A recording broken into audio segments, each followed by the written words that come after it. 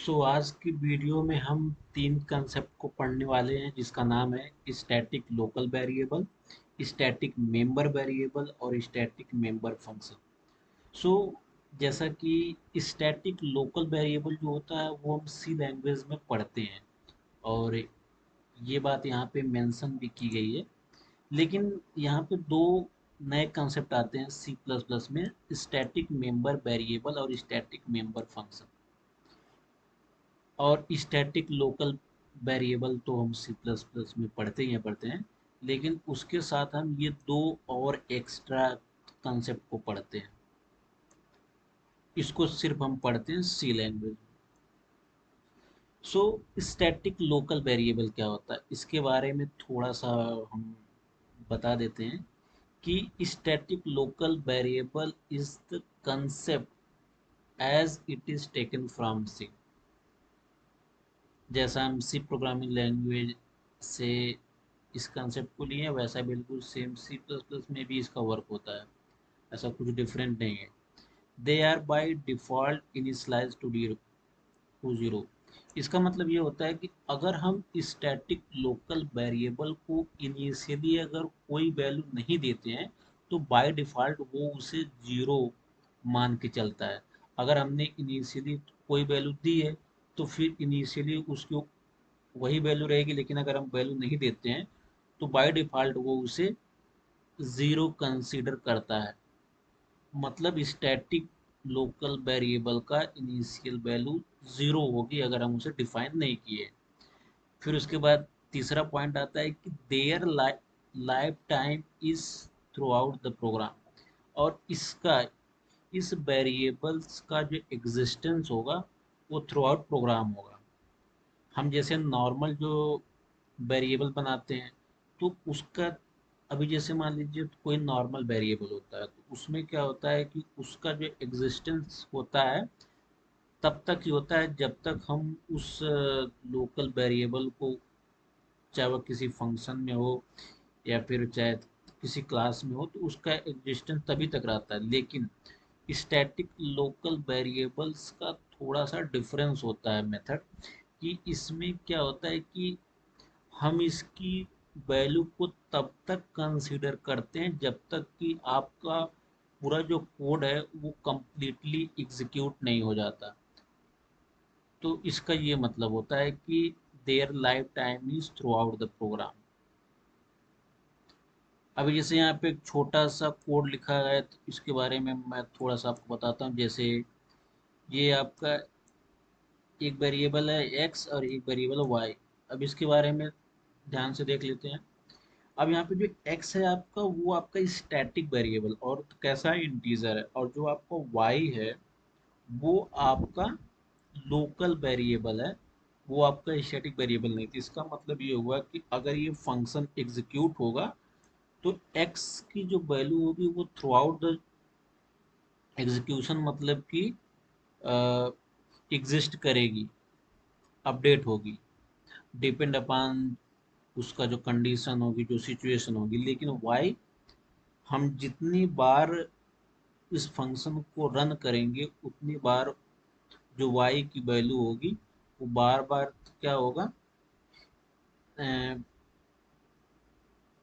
उसकी जो initial value होगी उसमें वो जाके अपडेट हो जाएगी। तो इसका ये मतलब होगा स्टैटिक वेरिएबल और ये हो गया आपका नॉर्मल वेरिएबल। सो हमने ये वाला कंसेप्ट हमने सीख लिया। कौन सा कंसेप्ट हमने सीखा? हमने इसमें से एक कंसेप्ट सीख लिया, स्टैटिक लोकल वेरिएबल क्या होता है। अब यहाँ से आपको ध्यान देने वाली बात है क्योंकि अब यहाँ पे नई चीज़ सीखोगे, स्टैटिक मेंबर वेरिएबल और स्टैटिक मेंबर फंक्शन। सो हम अभी यहाँ पे ऊप्स के कंसेप्ट को सीख रहे हैं। तो ये चीज़ें ऊप्स से ही रिलेटेड है, इसीलिए हम ऊप्स के कंसेप्ट में ही इसको सीख रहे हैं। सो स्टैटिक मेंबर वेरिएबल क्या होता है उसके कुछ अलग अलग पॉइंट्स लिखे हुए हैं, हम उसको एक बार देख लेते हैं।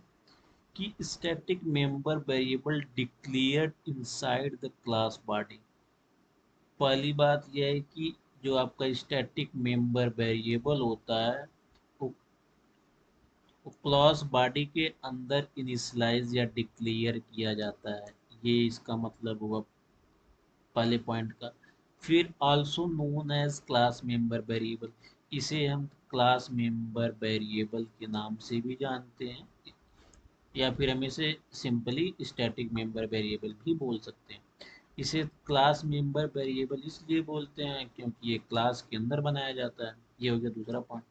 तीसरा पॉइंट ये है कि they must be defined outside the class, और हाँ, they must be defined outside the class. आपका जो स्टैटिक जो मेंबर वेरिएबल है वो आउटसाइड द क्लास उसको डिफाइन करना पड़ेगा। जैसे हमने वहाँ पे हमने अपने प्रीवियस लेक्चर में देखा था लेबलिंग करना, तो जो उसका लेबलिंग होगा वो आउटसाइड द क्लास होगा, ये मस्ट है, ये कोई ऑप्शनल नहीं है, इस बात को ध्यान रखना। फिर उसके बाद जो आपका फोर्थ पॉइंट है कि static member variable does not belong to any object. Static member जो वेरिएबल होता है वो किसी वेरिएबल से बिलोंग नहीं करता, but to the whole class. Whole class में जैसे क्या होता है, वो किसी पर्टिकुलर ऑब्जेक्ट से बिलोंग नहीं करता है, इसका ये मतलब हुआ। अभी मैं इन सब चीज़ों को कोड के थ्रू देखूंगा। फिर उसके बाद फिर आपका आता है फिफ्थ पॉइंट कि there will be only one copy of the static member variable for the whole class. इसका मतलब ये होगा कि आपने जो स्टैटिक मेंबर वेरिएबल बनाया है उसका डुप्लीकेट नहीं बना सकते। डुप्लीकेट मतलब होता है कि सेम नेम का हम अदर स्टैटिक मेंबर वेरिएबल नहीं बना सकते। अगर ऐसा बनाएंगे तो वहाँ पे आ जाएगी एरर। तो इसलिए यहाँ पे लिखा है कि there will be only one copy of the static member variable for the whole class. ठीक है। उसके बाद सिक्स पॉइंट है कि any object can use the same copy of the class variable. Any object can use the same copy of the class variable.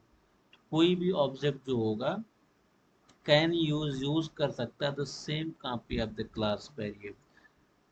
इसका मतलब ये हो, जैसे मान लो हमने अपने मेन फंक्शन में तीन ऑब्जेक्ट बनाए, तो तीनों ऑब्जेक्ट के लिए हम सेम जो आपका जो क्लास मेंबर वेरिएबल है उसे यूज में ले सकते हैं या फिर उसको यूज कर सकते हैं, इसका ये मतलब हुआ। इसके बाद फिर आपका जो लास्ट पॉइंट है कि they can also be used with class name. हम इसको क्लास का जो नेम होगा उसके साथ भी यूज कर सकते हैं, या फिर क्लास का जो नेम है उसके साथ भी हम इसको बना सकते हैं, इसका। जैसे यहाँ पे सिंपल सा एक प्रोग्राम लिखा है, सो इसमें देखो हमने यहाँ पे दिखाया है। अभी जैसे ये आपका क्या है, इंस्टेंस मेंबर वेरिएबल, इसके बारे में हम पहले वीडियो में बात कर चुके हैं कि इंस्टेंस मेंबर वेरिएबल वो होता है जो क्लास के अंदर होता है लेकिन वो स्टैटिक नहीं होता। अगर उसी वेरिएबल के सामने स्टैटिक लग जाता है तो फिर वो इंस्टेंस मेंबर वेरिएबल नहीं रहता, फिर वो आपका स्टैटिक मेंबर वेरिएबल बन जाता है, या फिर उसे हम क्लास वेरिएबल भी बोलते हैं। ये चीज़ सिंपली।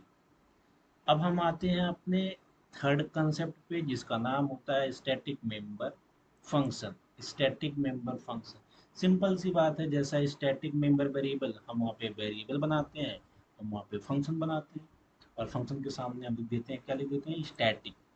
तो इसके बारे में भी कुछ पॉइंट्स है उसको देख लेते हैं। जैसे यहाँ पे पॉइंट है कि they are qualified with the keyword static. Simple सी बात है कि हम वहाँ पे स्टैटिक कीवर्ड का यूज करते हैं। फिर उसके बाद दूसरा पॉइंट है कि they are also called class member function.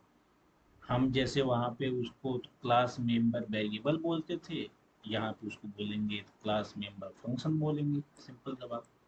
और थर्ड पॉइंट है कि they can be invoke with और विदाउट।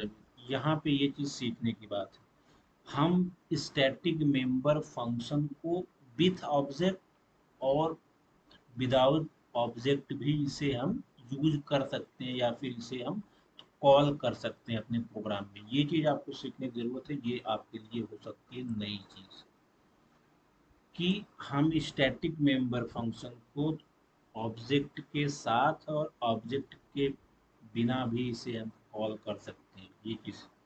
उसके बाद फिर लास्ट पॉइंट है कि they are only access static members of the class.